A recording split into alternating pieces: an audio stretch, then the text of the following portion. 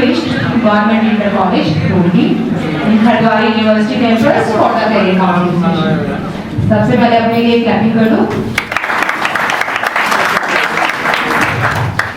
आप सब लोग 12th क्लास से हैं? 12th क्लास स्टूडेंट हैं? 10th 12th किधर है? एक बार हाथ उठाओ। ठीक है, 12th कौन सा स्ट्रीम है? Science, arts, commerce? साइंस। शाबाश। और 10th वाले किधर है? चलिए, वेरी गुड। आप लोग बेसिकली इतनी दूर से आए हैं, है ना? तो कैरियर काउंसलिंग सेशन के लिए हम कैरियर काउंसलिंग सेशन से प्रोसीड करते हैं। लाइफ के अंदर आप लोग उस पड़ाव पर हैं जहां पर आपका वाइज डिसीजन लेना बहुत जरूरी है ना? अगर हम प्रॉपर डिसीजन लेंगे तभी हम सक्सेसफुल कैरियर की तरफ अप्रोच कर पाएंगे, राइट? तो यही एक क्रिटिकल पॉइंट है लाइफ का हमारे आफ्टर 10th और आफ्टर 12th कि जो डिसीजन लेते हुए स्टूडेंट फ्लक्चुएट करता है। कभी अपने साथ वालों को देखता है, कभी घर वालों के प्रेशर पे डिसीजन लेता है ना? तो कभी रिलेटिव्स जो कहते हैं उनको लेके प्रोसीड करता है। मतलब वो जो अपना इंटरेस्ट है उसको भूल जाता है ना? ऐसे ही होता है ना? जो हम मन में सोचते हैं शायद हम वो नहीं कर पाते जो हमें करना चाहिए था। तो उसी के रिगार्डिंग हमने एक छोटा सा सेशन रखा है स्पेशली आप लोगों के लिए। तो सबसे पहले अगर मैं कैरियर काउंसलिंग की बात करती हूँ, लाइफ के अंदर कोई भी कैरियर ऑप्शन मेरे को सिलेक्ट करना है तो मेरे को 3 बातों का ध्यान रखना है, ठीक है? नेक्स्ट, मेरे को 3 बातों का ध्यान रखना है। सबसे पहले इज एकेडमिक्स। एकेडमिक मतलब जो तुम अभी पढ़ रहे हो, राइट? जैसे बच्चा आर्ट्स स्ट्रीम से है, साइंस से है, कॉमर्स से है, राइट? तो जो तुम्हारा कैरियर एस्पेक्ट्स है उस पर्टिकुलर फील्ड के अंदर तुम्हें कहाँ डाइवर्ट कर रहा है। Second is your personality. आपका personality trait corresponding to your academic आपको उस फ्यूचर की तरफ लेकर जा रहा है या नहीं, ठीक है? Third is the desire.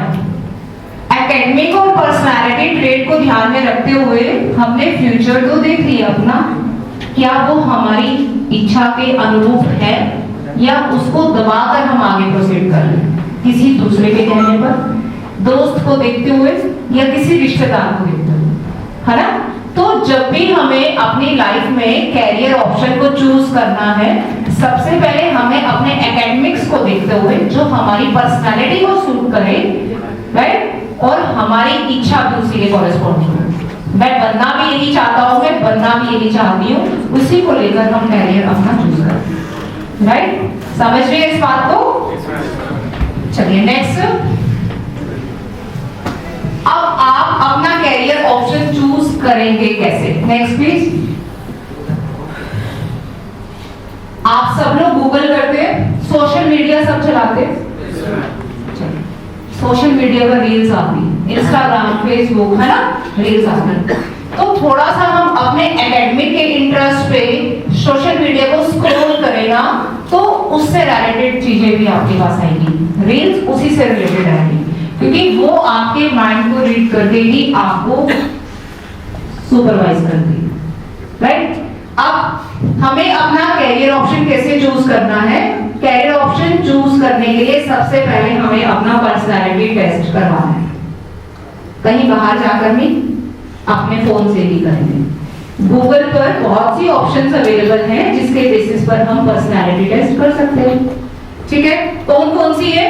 We are having the websites like Persona Bubble, ठीक है? इस वेबसाइट पर जाएंगे, उससे आपका अपना पर्सनालिटी टेस्ट हो जाएगा। मींस आपकी पर्सनालिटी के कॉरेस्पॉन्डिंग कौन कौन सी कैरियर ऑप्शंस हैं जो आप चूज कर सकते हैं। माई प्लान है, सी माई पर्सनालिटी है। जब ये 2-3 वेबसाइट्स आप सर्च करोगे ना, तुम्हारी रील्स में पर्सनालिटी टेस्ट को लेकर ही रील्स आने लगेंगी कि आप इस पर क्लिक कीजिएगा, पर्सनालिटी टेस्ट कीजिएगा, आप इस लिंक पर क्लिक कीजिएगा, पर्सनालिटी टेस्ट कीजिएगा। क्योंकि उसने हमारा माइंड रीड कर लिया कि हम इस डायरेक्शन के अंदर आगे बढ़ रहे हैं, राइट? तो सबसे पहले हम अपना पर्सनालिटी टेस्ट करेंगे। पर्सनैलिटी टेस्ट के साथ साथ जो हमें वहां पर कैरियर ऑप्शंस दिख रही है, हम अपने मेंटर्स, आपके जो फैकल्टी मेंबर्स हैं, टीचर्स हैं या आपके सीनियर्स हैं, आप उनसे बात कर सकते हो उसको लेकर कि उस कैरियर ऑप्शन के अंदर क्या भविष्य है, फ्यूचर क्या है, क्या अगर मैं उसकी तरफ जाऊंगा मैं अच्छा कर पाऊंगा। ठीक है। Third is the figure out the hobbies that potential your career, मतलब डिजायर, अपना इंटरेस्ट देखना है कि मेरा इंटरेस्ट क्या कहना है। मेरा पेंटिंग में इंटरेस्ट है, मेरा कोई इनोवेटिव प्रोजेक्ट बनाने के अंदर इंटरेस्ट है, मेरा मैथमेटिक्स के अंदर इंटरेस्ट है, मतलब मेरा इंटरेस्ट एरिया है क्या बेसिकली जो मेरा अंदर से आ रहा है। हर बच्चा तो जैसे साइंस के सपोज 10 स्टूडेंट्स आर देयर, ठीक है, हर बच्चे का फिजिक्स में इंटरेस्ट नहीं हो सकता, हर किसी का मैथ्स में इंटरेस्ट नहीं हो सकता। हर एक स्टूडेंट का अपना अपना एक्सपर्टाइज होता है, मेरा भी मेरे अकॉर्डिंग एक्सपर्टाइज है। आपका पर्टिकुलर कोई एक मेजर एरिया होगा जिसमें आप बहुत अच्छा करते हैं, बस उसी मेजर एरिया की आपको पहचान करनी है। ठीक है, अपनी हॉबीज को फिगर आउट कीजिएगा, उसकी सीक्वेंस बना लीजिएगा। Right, next please. अब आपको फिर भी समझ नहीं आ रहा कि क्या हो रहा है, आपको क्या करना है, आपने जो हॉबीज अपनी लिस्ट की है उस हॉबीज के कॉरेस्पॉन्डिंग आपके पास क्या क्या कैरियर ऑप्शन अवेलेबल है। ठीक है, क्या क्या कैरियर ऑप्शन आपके पास अवेलेबल है उसकी सीक्वेंसिंग कर ली हमने। अब उन कैरियर ऑप्शन के कॉरेस्पॉन्डिंग क्या क्या जॉब्स अवेलेबल है मार्केट के अंदर। राइट, क्या क्या जॉब्स अवेलेबल है।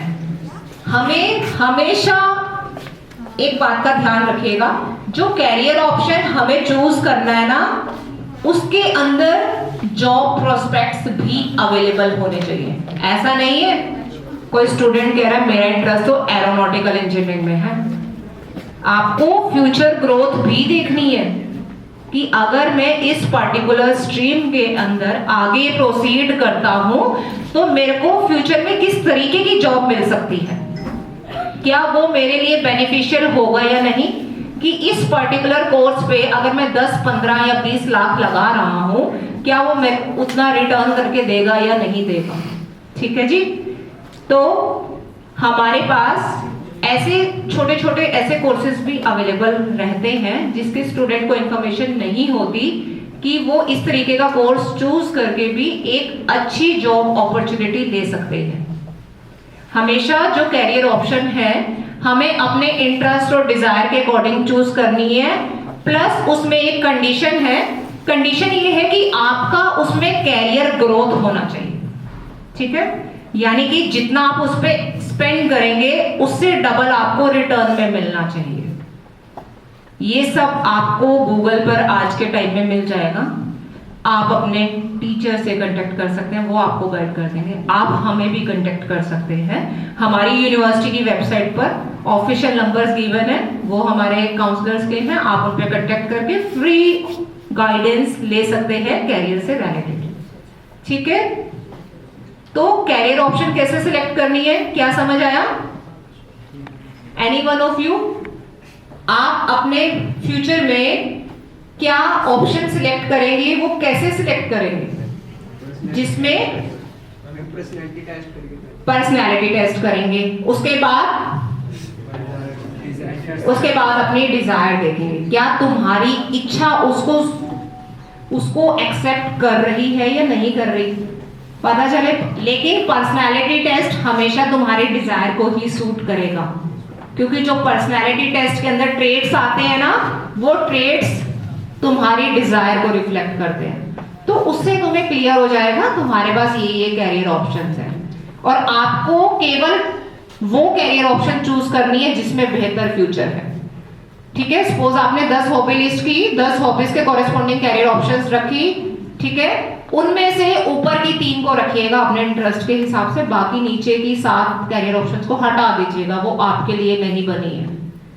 आपके लिए केवल first 3 career options are available. पहलू होते हैं, सबको पता है, हेड एंड टेल। बहुत से स्टूडेंट्स ऐसे होंगे जो गवर्नमेंट सेक्टर में जाना चाहते हैं, बहुत से स्टूडेंट ऐसे होंगे जिन्हें लगता है कि नहीं, private is much better than government, government में तो बहुत तैयारी करके जाना पड़ेगा। लेकिन आपको बता दें, आज के टाइम में जितने भी स्टूडेंट्स गवर्नमेंट सेक्टर की तरफ अप्रोच करने के लिए जाने चाहते हैं, उनके लिए आपके पास ना गवर्नमेंट सेक्टर में कोई भी फॉर्म फिल करते हैं, आपका ग्रेजुएशन मस्ट है, ठीक है। एक अच्छे स्किल की जॉब पाने के लिए आपका ग्रेजुएशन होना जरूरी है। ग्रेजुएशन मतलब 3 साल की degree after 12, BA, BSc, BCom, BCA, BBA या फिर BTech, B pharma, BSc agriculture, nursing, इस तरीके के कोर्सेज अवेलेबल रहते हैं। देयर आर सम कोर्सेज जो 3 ईयर कोर्सेज है, कुछ कोर्सेज जो होते हैं 4 ईयर कोर्सेज रहते हैं, ठीक है। तो गवर्नमेंट सेक्टर की तरफ सोचने वाले स्टूडेंट्स के लिए आप अपना टारगेट बनाइए गवर्नमेंट सेक्टर को, बट उसके साथ to be on the safer side आप साथ में प्रोफेशनल कोर्स लीजिएगा। जैसे बहुत से स्टूडेंट्स ऐसे होते हैं कि मैं तो बीए करूंगा और साथ में गवर्नमेंट की तैयारी करूंगा, सिविल सर्विसेज की या एसएसबी की, है ना, ऐसे ही होता है ना।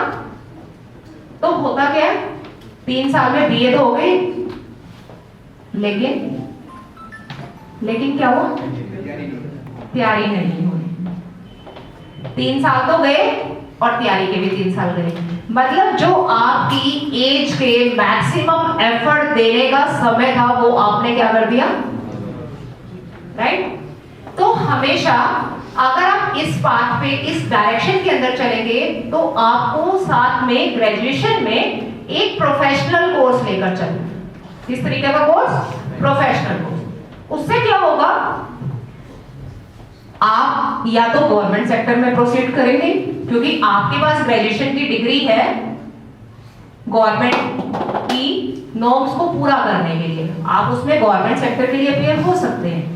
लेकिन इन एनी केस 1% उधर नहीं हो रहा तो आपके पास लाइफ में आगे बढ़ने के लिए प्रोफेशनल डिग्री है। जानकारी है आप लोगों को इसकी? बेटे बोलिए।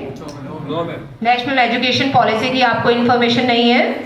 ये 2020 में आई थी, जिसका उद्देश्य केवल एक था कि हर एक बच्चे तक स्किल ओरिएंटेड स्किल्स बच्चे को देना, ठीक है। अभी भी बहुत से संस्थाएं ऐसी हैं जहां पर इसका इम्प्लीमेंटेशन पूर्ण रूप से नहीं हुआ है, ठीक है। कुछ जगह ये अंडर प्रोसेस चल रही है, कुछ जगह ये हो चुकी है और कुछ जगह नहीं है। नेशनल एजुकेशन पॉलिसी क्या कहती है? आज के टाइम में इनोवेशन का जमाना है। इनोवेशन, आप ग्रेजुएशन भी करते हैं तो आपका जो आप सपोज आप 12th कर रहे हैं, 12th का जो सिलेबस आप पढ़ रहे हैं ना, वो सिलेबस आपका सारा प्रैक्टिकल स्किल ओरिएंटेड होगा। बच्चा क्या सीख रहा है practically, that is the national education policy. 12th के बाद स्टूडेंट ने ग्रेजुएशन में एनरोल किया, एनईपी 2020 क्या कहती है? उसका कहना है कि आपका क्यूरिकुलम यानी कि जो आप पाठ्यक्रम पढ़ेंगे वो आपका इस तरीके से होगा। 3 साल का कोई कोर्स कर रहे हैं तो पहले साल के अंदर आपने ऐसा क्या पढ़ा, ऐसी क्या स्किल ली जिसके बेसिस पर आपको जॉब मिल सके। सेकेंड ईयर में तो हम पहले जाते ही थे, थर्ड ईयर में भी हम जाते ही थे, फिर डिग्री लेकर हम घर चले जाते, फिर हम सोचते हैं आगे क्या करना है, पोस्ट ग्रेजुएशन। हाँ, फिर हम पोस्ट ग्रेजुएशन की तरफ भागते हैं, या कुछ स्टूडेंट पेरेंट्स का बिजनेस थाम लेते हैं। तो गवर्नमेंट ने नेशनल एजुकेशन पॉलिसी बनाने का एक मोटिव, हमारा जो मेजर मोटिव जिसकी वजह से बच्चे सफर करते हैं, that is the financial. Finances की वजह से मतलब इतने स्ट्रॉन्ग नहीं होते है, ठीक है। अगर फाइनेंसिस की वजह से बच्चा आगे दूसरे साल में एडमिशन नहीं ले पाया तो पहले साल उसने ऐसा क्या सीखा जिसके बेस पर उसको जॉब मिल सके, ठीक है। मतलब आपका इकोनॉमिक स्टेटस या इकोनॉमिक कंडीशन आपकी पढ़ाई में बाधा नहीं आएगी, ठीक है। सेकेंड ईयर तक आपने ऐसी क्या स्किल्स ली जिसके बेसिस पर आपको जॉब मिल जाए, और थर्ड ईयर तक तो आप एक पूरा पैकेज बन जाते हैं जब आप एक प्रोफेशनल कोर्स पूरा कर लेते हैं। ठीक है, सीसीपी मोड्स अवेलेबल हैं आपके स्कूल में, हमने देखा था, है ना, लगे हुए ना, प्रोजेक्टर्स लगे हुए ना। अगर आप बोर्ड पर पढ़ते हैं या आप प्रोजेक्टर से पढ़ते हैं तो कौन सा वे बेटर लगता है? क्यों? इजी टू यूज तो टीचर कर रहे हैं, पढ़ा तो टीचर है। तुम्हें क्या फर्क लगता है बोर्ड से और उससे? एनिमेशन और टाइम बच जाता है। और फिर देखो, अगर हम टूल्स का यूज करके पढ़ते हैं ना, उससे हमारा फोकस सबसे पहला तो डायरेक्टली वहीं पर रहेगा।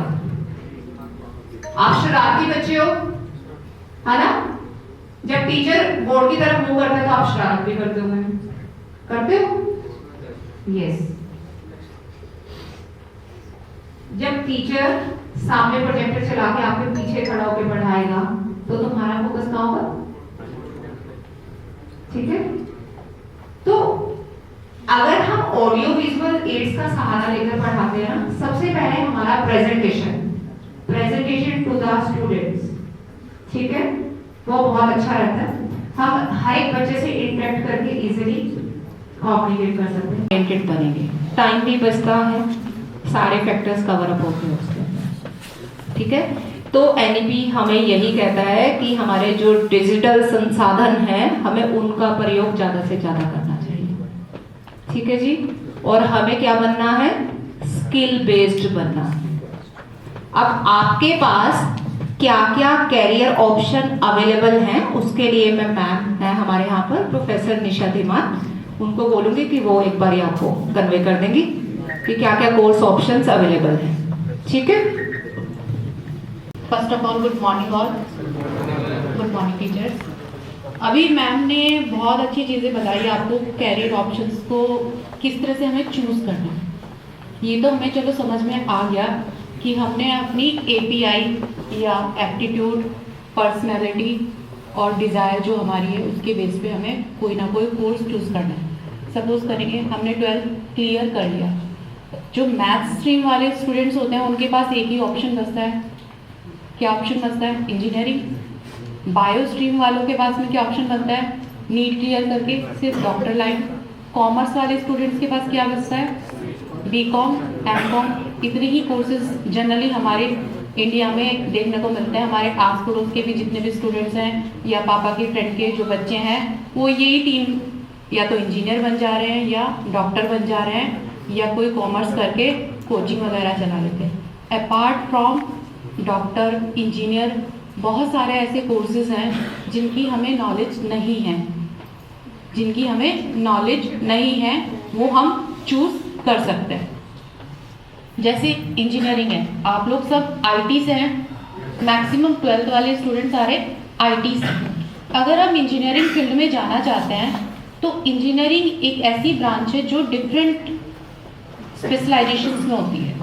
डिफरेंट स्पेशलाइजेशन मतलब आईटी से हो तो ऑब्वियस सी बात है आप engineering BTech in computer science में करना पसंद करेंगे।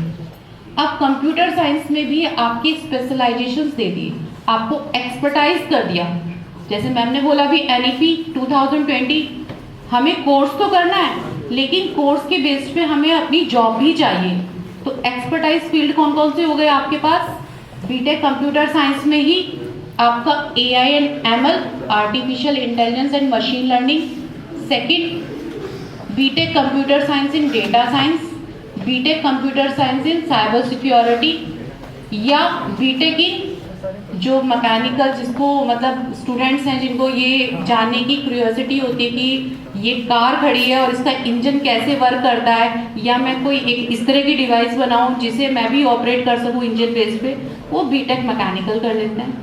जिन्हें कंस्ट्रक्शन या आर्किटेक्चर से ज़्यादा पसंद है वो बीटेक सिविल इंजीनियरिंग चले जाते हैं।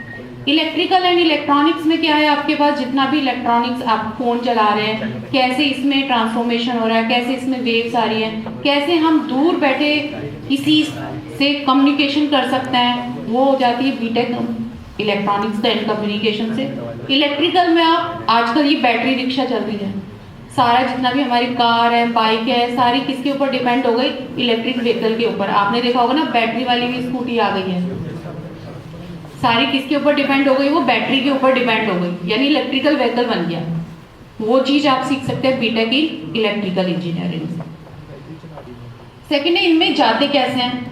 प्राइवेट इंस्टीट्यूशन में अगर आप देखोगे तो बहुत लाख लाख फीस होती है, करीब 6 लाख, 7 लाख, 10 लाख, अलग अलग जैसे इंस्टीट्यूट होगा उसके अकॉर्डिंग उसकी फीस बढ़ती चली जाती है। लेकिन उसमें जाने के लिए प्राइवेट के साथ साथ आप गवर्नमेंट भी चूज कर सकते हैं, IIT NIT भी चूज कर सकते हैं।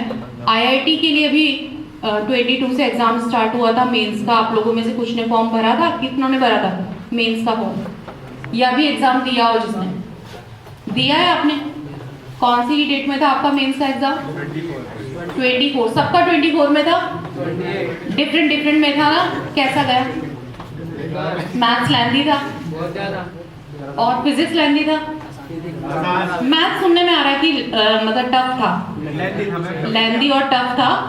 तो अगर उसको आप क्लियर कर पाते हैं, उसमें भी देखो कितना कंपटीशन है। 16 लाख के अप्रॉक्स स्टूडेंट्स फॉर्म फिल करते हैं। कट ऑफ कितने की निकलती है आपकी? 1.5 से 2 लाख स्टूडेंट्स की कट ऑफ निकलती है जो एडवांस में अपीयर हो पाते हैं। और सिलेक्शन हमारी इंडिया में 25-26 IIT है, जिनमें सीट्स हमारे पास कितने? सिर्फ 1600 सीट्स है। देखो कितना टफ कंपटीशन है। 16 लाख में से सिर्फ 2 या 2.5 लाख स्टूडेंट्स सॉर्टेड होते हैं। उसके बाद सीट्स IIT के पास कितनी है? सिर्फ 1600 सीट्स हैं। तो कंपटीशन बहुत ज़्यादा टफ है, उसी की बेसिस पे कंपटीशन है। ये तो आपकी बीटेक के बारे में हो गया। तो आप कहाँ कहाँ जा सकते हैं? IIT आप चूज कर सकते हैं, NIT आप चूज कर सकते हैं अगर आप इसमें क्लियर हो जाते हैं। मेरिट बेसिस पे आप गवर्नमेंट में जा सकते हैं। सेकंड होता है, बीटेक करने के लिए हम लेटरल भी एडमिशन मिल जाता है, यानी कुछ लोग तो फर्स्ट ईयर में एडमिशन लेते हैं, कुछ का सेकेंड ईयर में भी एडमिशन हो जाता है। सेकेंड ईयर में वो डायरेक्ट लेटरल एंट्री होती है। वो कैसे कर सकते हैं? 10th या 12th के बाद आप पॉलिटेक्निक डिप्लोमा भी कर सकते हैं। 10th क्लियर करके जो करते हैं, 3 ईयर का डिप्लोमा कोर्सेज होता है सेम ब्रांचेस में जो बीटेक की ब्रांचेस होती हैं। 12th वाले जो होते हैं उनका 2 ईयर का होता है। अभी फॉर्म ओपन है उत्तराखंड और यूपी का पॉलिटेक्निक का। अगर फॉर्म जो स्टूडेंट्स भरना चाह रहे हो 10th पास, या अभी आप 10th अपियरिंग जाके एक बार साइट देखना, यूपी और उत्तराखंड के फॉर्म ओपन हो चुके हैं पॉलिटेक्निक के, जिनका एग्जाम मार्च या अप्रैल में कंडक्ट होगा। ये डिप्लोमा की बात होगी। Sir next please. अब बात करते हैं मेडिकल स्टूडेंट्स के लिए जो नीट के लिए कंपटीशन की तैयारी करते हैं। सपोज दैट उनका प्लान ए प्लान बी हमेशा लेके चलते हैं कि चलो भाई नीट अगर हमारा क्लियर हो गया तो हमें MBBS या BDS या BMS BHS की सीट्स मिल जाती है। लेकिन प्लान बी ये बोलते हैं, सपोज अगर आपका नहीं होता तो आप मेडिकल के इक्विवेलेंट आप BSc नर्सिंग कर सकते हैं, B फार्मेसी कर सकते हैं। 4 ईयर का कोर्स है और आपका पैकेज इसमें उतना ही रहता है जितना आप एक डॉक्टर लेवल अगर अच्छा आप कोर्स कंडक्ट कर लेते हैं।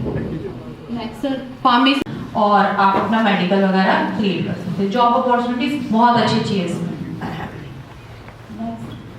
एक होता है 12th के बाद सेम जैसे हम बीटेक करते हैं AIML data science cyber security से, ऐसी BCA bachelor of computer application का कोर्स होता है। वो भी आपका 3 ईयर का कोर्स होता है। BCA भी अब आपकी स्पेशलाइजेशंस में हो गई है। आप AIML में भी कर सकते हो, डेटा साइंस में भी कर सकते हो और साइबर सिक्योरिटी में भी कर सकते हो। BCA भी एक अच्छा ऑप्शन है कैरियर ऑप्शन के लिए। सेकेंड है BMS और BHM होटल मैनेजमेंट का कोर्स होता है। जिनको होटल मैनेजमेंट में इंटरेस्ट है वो BHM या मेडिकल से करना चाहते हैं, बैचलर ऑफ मेडिकल एडमिनिस्ट्रेशन के लिए वो भी चूज कर सकते हैं। CA कॉमर्स साइड के स्टूडेंट के लिए होता है, चार्टेड अकाउंटेंट। NDA और आपके पास नेवी, दोनों जो गवर्नमेंट सेक्टर में जाना चाहते हैं 12th के बाद इसकी SSC की प्रिपरेशन करके आप इसमें NDA या नेवी को चूज कर सकते हैं। BR आर्किटेक्चर 4 ईयर का कोर्स होता है। 12th के बाद आप ये भी आपके पास ऑप्शन है, चूज कर सकते हैं। सेकेंड है आपके पास डिजाइन या environmental science, fashion designing, NFT जिनको भी इसका इंटरेस्ट हो वो चूज कर सकते हैं। पैरामेडिकल कोर्सेज जो आपको अभी बताए थे, like physiotherapy BPT, occupation therapy BOT, and medical lab technology BMLT, and third radiology optometry audio. ये भी आजकल काफी ट्रेंड में चल रहा है, पर्टिकुलरली अपार्ट फ्रॉम नीट और फार्मेसी नर्सिंग के अलावा भी इस कोर्सेज में भी आप ग्रेजुएशन कर सकते हैं, ये भी आपके पास ऑप्शन है। एक बीएससी एग्रीकल्चर, बीएससी एग्रीकल्चर, इस कोर्स को मैथ्स स्ट्रीम के स्टूडेंट्स भी कर सकते हैं और बायो स्ट्रीम के स्टूडेंट्स भी कर सकते हैं एग्रीकल्चर को। ये भी आपके पास 4 ईयर का कोर्स होता है। बीएससी फूड टेक्नोलॉजी, ये भी आपका 4 ईयर का कोर्स होता है। जॉब्स इसमें कहाँ लग सकती है? आपका जैसे बैंकिंग में एग्रीकल्चर लोन प्रोवाइड करता है ऑफिसर्स, उसमें आपका जॉब हो सकता है। फूड चेकिंग हम सर्वे करते हैं, जैसे गवर्नमेंट वैकेंसीज में काफ़ी सारी निकलती है, जितनी भी आपकी फूड की शॉप्स है या इंडस्ट्रीज है, एज ए क्वालिटी चेकर के लिए आप बीएससी एग्रीकल्चर या बीएससी फूड टेक अगर आपने किया हो तो आपकी जॉब काफ़ी अच्छी जॉब है, रेपुटेड जॉब है। अगर जल्दी से जो लोग रिच होना चाहते हैं वो इसके थ्रू हो सकते हैं। आती है जो अपना एंटरप्रेन्योर करना चाहते हैं, अपनी कोई बिजनेस से रिलेटेड करना चाहते हैं, वो चूज कर सकते हैं। बेनिफिट्स, हमने कैरियर चूज कर लिया, क्या क्या प्लानिंग होती है, प्लानिंग के अकॉर्डिंग हमने कैरियर चूज कर लिया। अगर हम सही कैरियर नहीं चूज करते, सपोज करूँ आपने गलत डिसीजन ले लिया 12th के बाद, कहीं एडमिशन ले लिया, करियर गलत चूज कर लिया, एडमिशन लेने के बाद फीस तो वेस्ट गई, साथ साथ आपका टाइम भी वेस्ट गया। तो अगर प्रॉपर तरीके से आप प्लानिंग नहीं करेंगे तो बहुत सारे आपको ड्रॉबैक्स मिल सकते हैं। तो प्लानिंग्स का अगर आप करते हैं तो क्या करते हैं इसमें प्लानिंग के लिए? Clarify short and long term goals, short term और लॉन्ग टर्म के थ्रू हम अपने गोल्स को क्रिएट कर सकते हैं। Second, fewer transfers and switching of majors, major अगर आपने अपना प्लान बना लिया तो आप यूज करें। सेकंड, ग्रेजुएशन ऑन टाइम, अगर आपने सही तरीके से और सही डिसीजन लेके सही कॉलेज चूज कर लिया तो आपका टाइम की भी सेविंग होगी और मनी की भी सेविंग होगी। Fourth, more motivated and goal focused, obviously बात है अगर आपने कैरियर सही से प्लानिंग कर ली तो आप सेल्फ मोटिवेटेड भी रहेंगे और सही डायरेक्शंस में आपका चलता जाएगा future. Fourth, higher academic achievement, अगर आपने सही चूज कर लिया कोर्स तो अचीवमेंट्स भी आपके पास बेटर वे में निकल के आए। आफ्टर ग्रेजुएशन बेटर एंट्री आपको मिल जाएगी जॉब के लिए। सेटिस्फेक्शन, एक इंडिविजुअल अगर आपने अपनी डिजायर के अकॉर्डिंग कोर्स चूज किया है तो ऑब्वियसली बात है आपको सेटिस्फेक्शन भी अच्छा। Less career change and faster career advancement, आपको अगर सही मोटिवेटेड होकर आपने सही से अपनी कैरियर की प्लानिंग करी है तो आपके पास चेंज का ऑप्शन नहीं यूज करना पड़ेगा आपको। नेक्स्ट, अगर आप प्लानिंग नहीं करते हैं, जिसके लिए आप लोग यहाँ पे बैठे हुए हैं, अगर राइट वे में अगर आप प्लानिंग नहीं करते हैं तो कुछ पॉइंट्स हैं आपको प्रेजेंटेशन में भी दिख रहा है, इन सब चीज़ों से आपको सामना करना पड़ सकता है। क्या है प्लान? स्विचिंग मेजर्स, अगर प्लानिंग नहीं करते तो स्विचिंग आपको करना पड़ सकता है। The feeling of being trapped in a major, trapped in a major मतलब आपको खुद को ऐसा लगेगा अगर आपने सही डायरेक्शन में खुद के लिए डिसीजन नहीं लिया तो कहते हैं ना, अगर हम खुद अपना डिसीजन नहीं लेंगे तो हमारे लिए दूसरा डिसीजन लेता है। अगर हम अपने लिए खुद के लिए प्लानिंग नहीं करेंगे और खुद के लिए सेल्फ डिसीजन नहीं लेंगे तो फिर दूसरा हमारे लिए डिसीजन लेगा। Third, college transfer, college transfer आपका ऑप्शन बन जाता है। अगर आपने गलती से पहले आपका मन हुआ कि मेरे को बीएससी मैथ्स से करना है, एडमिशन ले लिया, फिर लगा कि नहीं मेरे से मैथ्स नहीं हो रही, मेरे को बीटेक करना है, फिर आप बीटेक में वहाँ भी आपने फीस दी, वहाँ भी टाइम खराब करा, फिर दूसरे में भी आपने टाइम खराब। ड्रॉप आउट 1 ईयर आपका टाइम भी खराब और ड्रॉप आउट भी आपके पास option. Extend years in school, obviously बात है जो चीज़ आपकी 3 ईयर में कंप्लीट होने वाली थी आप उसमें आपको 4 ईयर का टाइम। कुछ पॉइंट्स हैं आपके। स्वेट एनालिसिस, स्वेट एनालिसिस के पॉइंट से it helps you identify yours. Second, strength आपको पता चलती है, वीकनेस, अपॉर्चुनिटीज, थ्रेट, ये कुछ पॉइंट्स हैं अगर आप अपनी एनालिसिस करके स्वेट करते हो। क्लियर? तो कैरियर प्लानिंग के लिए हमने बहुत सारी चीज़ों को स्टडी किया है, जो मोटिव आपका यहाँ था आने का। अभी मैम आपको एक फॉर्म देगी, रितु मैम, अंशिका मैम। इस फॉर्म में 2 पेजेस का फॉर्म है ये, आपको अपनी डिटेल्स फिल करनी है फर्स्ट फॉर्म में। सेकंड फॉर्म में बहुत सारे कैरियर ऑप्शंस भी इसमें हैं जो कि आपको अपने पास रखना है। फर्स्ट फॉर्म सबमिट करके आपको मैम को रिटर्न करना है। आफ्टर 12th या आफ्टर 10th अगर आप यूनिवर्सिटी विजिट करते हैं फ्री काउंसलिंग के लिए तो आपको 25%, क्योंकि आपके टीचर्स ने हमें स्पेशल आपके लिए बोला है, तो आपको एज ए स्कॉलरशिप के लिए मिल जाएगी 25% आपको फीस में। अभी यहाँ से निकलने के बाद हम आपको अपनी AI लैब, IT लैब सब विजिट कराएंगे, यूनिवर्सिटी विजिट कराएंगे, ठीक है। आप ये फॉर्म पर फिल करके submit. Over to sir.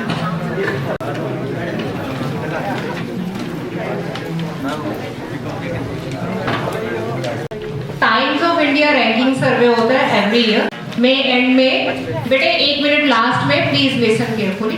Times of India ranking survey करता है every year in the month of May, ठीक है। अभी 25 का होगा तो हम आपको बताएंगे। 2024 में जो रैंकिंग सर्वे हुआ था पूरे इंडिया में बेस्ट यूनिवर्सिटीज में हरिद्वार यूनिवर्सिटी का ऑल इंडिया लेवल पे 60th रैंक, 60th रैंक।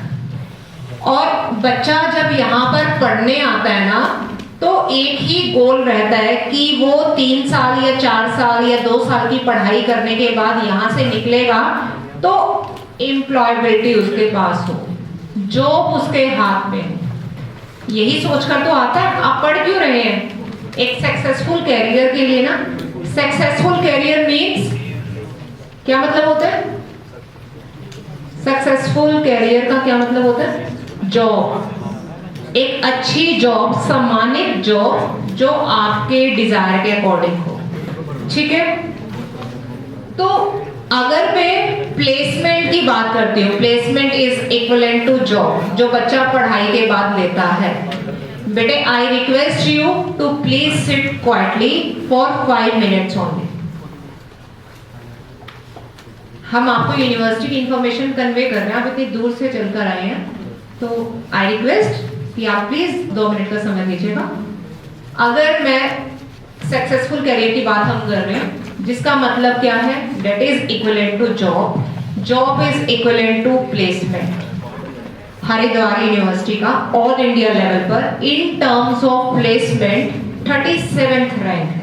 पूरे इंडिया में लगभग 5000 यूनिवर्सिटीज एंड कॉलेजेस हैं, जिसमें से केवल 70 यूनिवर्सिटीज एंड कॉलेजेस को सिलेक्ट किया गया बाय टाइम्स ऑफ इंडिया, ठीक है। उन 70 कॉलेजेस और यूनिवर्सिटीज की लिस्ट में आने के बाद यूनिवर्सिटी का 37th रैंक। और 37th रैंक किसकी वजह से?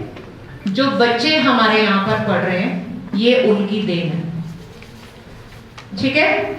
तो सक्सेसफुल कैरियर स्टूडेंट की कैपेबिलिटी पे डिपेंड करता है, फर्स्ट पॉइंट। उसके साथ साथ बच्चे को किस तरीके की फैसिलिटी मिल रही है उस पर भी डिपेंड करता है। रिसेंटली हमारी यूनिवर्सिटी ने एम्प्लॉयबिलिटी एनहांस करने के लिए बच्चों की कोर्स ईरा के साथ टाई अप किया है।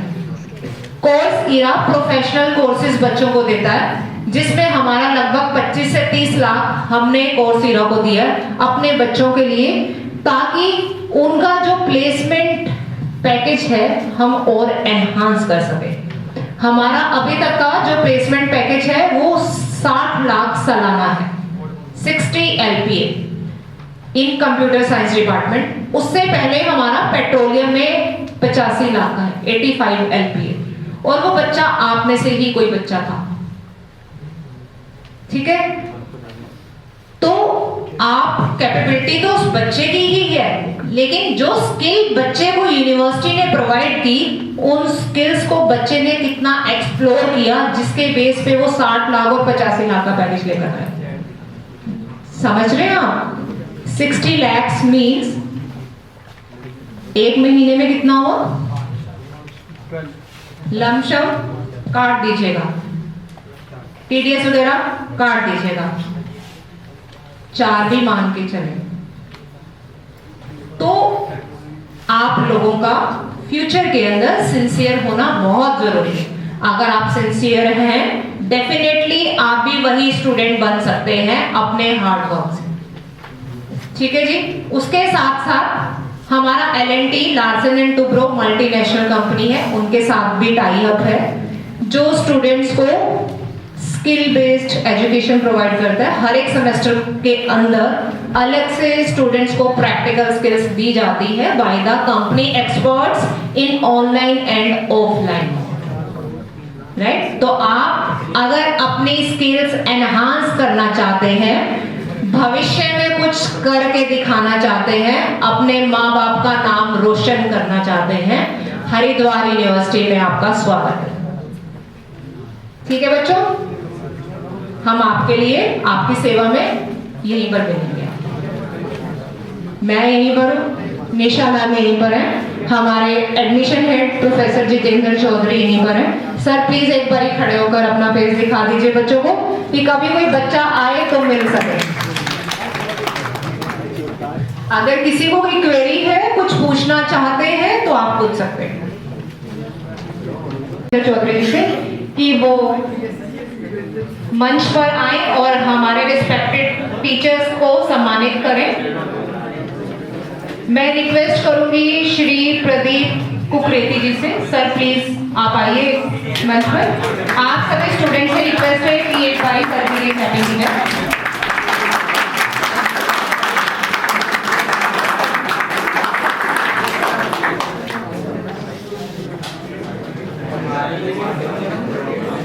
नेक्स्ट मैं रिक्वेस्ट करूंगी सतेंद्र कुमार जी से, सर प्लीज आइएगा।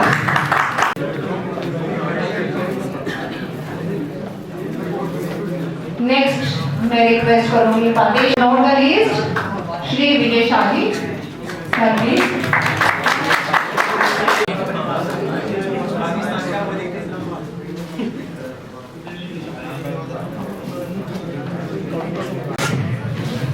आप सब से एक रिक्वेस्ट है, अपने उन टीचर्स के लिए जोरदार तालियां बजा दो जो आपको यहाँ लेकर आए।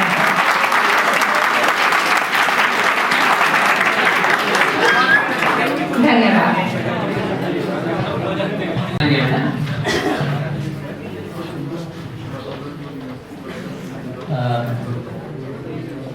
परम सम्मानित हरिद्वार विश्वविद्यालय के सभी प्रोफेसर मैम और सर, मेरे साथी शिक्षकगण और प्यारे बच्चों, आज हरिद्वार यूनिवर्सिटी में हम लोग आए हैं तो इस आने के पीछे एक उद्देश्य छिपा हुआ है।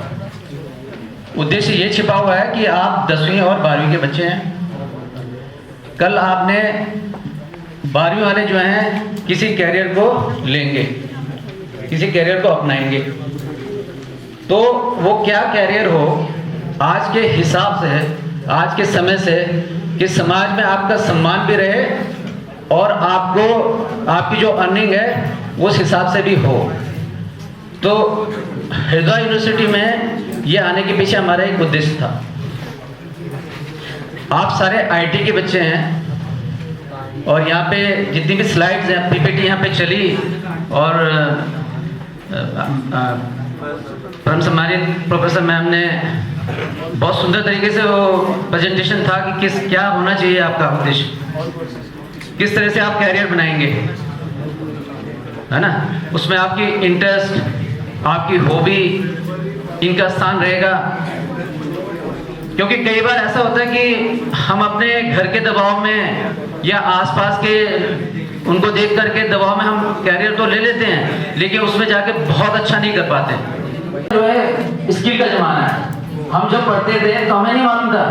मैं अपनी व्यक्तिगत बात बताऊं तो मुझे 12वीं में पता नहीं था मुझे करना क्या है। जब ग्रेजुएशन कर ली, पीजी कर लिया, तब समझ में आया कि यार कहाँ जाना है। तब जैसे कि मैंने बताई थी कि भाई समय का बड़ा स्थान है। अगर आपने सही समय पे सही डिसीजन नहीं किया तो आने वाले समय में आप सही काम सही दिशा में नहीं जा पाएंगे। तो इसलिए आजकल स्किल का जमाना है। और अभी मैं नेट में देख रहा था, उसमें ये दिखा रहे थे कि भारत में जितनी भी जिनके पास स्किल है वो जनसंख्या का मात्र 5% है, 4.7%। और जो विकसित देश हैं जैसे जर्मनी हो गया, कोरिया हो गया, यहाँ पे 75% से ऊपर वहाँ की जनसंख्या जो है स्किल्ड है। और इसीलिए उन लोगों का पूरी दुनिया में नाम है, उनकी मैन्युफैक्चरिंग का। आप कोरिया को ले लो, हुंडई, एलजी, बच्चा जानता है, पता है ना आपको। ऐसी जर्मन टेक्नोलॉजी बहुत ऊंचा दर्जा रखती है, पूरे विश्व में उसका नाम है। अभी हमारे देश के साथ साथ चाइना की आप बात करें, वैसे हमारे उनसे ताल्लुकात बहुत अच्छे नहीं है, लेकिन किसी की जो अच्छाई है उसको तो हम सराह ही सकते हैं। तो चाइना की जो उनकी जो स्किल पॉपुलेशन है बहुत ज़्यादा है, क्योंकि उन्होंने इंजीनियरिंग के फील्ड में, इस क्षेत्र में, स्किल के क्षेत्र में बहुत ज़्यादा काम किया। हमारे यहाँ बच्चे ह्यूमैनिटीज पढ़ रहे हैं, कॉमर्स में चीज़ें देख रहे हैं, लेकिन उन्होंने इंजीनियरिंग में बहुत ज़्यादा काम किया। इसलिए आज चाइना जो है पूरी दुनिया में जो है मैन्युफैक्चरिंग का हब बना हुआ है। अभी 1-2 दिन पहले उन्होंने जो है वो क्या बनाया उन्होंने, आर्टिफिशियल इंटेलिजेंस में क्या, हाँ डीपसीक नाम से उन्होंने बहुत सस्ता बना दिया वो। तो वहाँ पे इस तरह के नवाचार, इस तरह के स्टार्टअप वहाँ पे चलते रहते हैं, इस तरह के वहाँ पे दिमाग चलते रहते हैं। तो आप लोगों को भी इसलिए यहाँ पे लाया गया। आईटी में आपको हो सकता है दूसरी यूनिवर्सिटी में ले जाते हैं, आपको किसी और जगह ले जाते हैं, लेकिन हरिद्वार यूनिवर्सिटी में आपको इसीलिए लाया गया कि आपका दिमाग खुले, आप उन चीज़ों के बारे में सोचें। हमारे आईटी के जो हेड है पटेश्वरी जी, वो उनका आपको लाने के पीछे यही उद्देश्य है ना। तो उम्मीद है कि आप लोग सही दिशा लेंगे और अच्छा एक रोजगार अपनाएंगे अपने लिए, ऐसे मैं उम्मीद करता हूँ। और यूनिवर्सिटी को बहुत बहुत धन्यवाद, आप लोगों ने बहुत सुंदर तरीके से प्रस्तुति दी। धन्यवाद सर।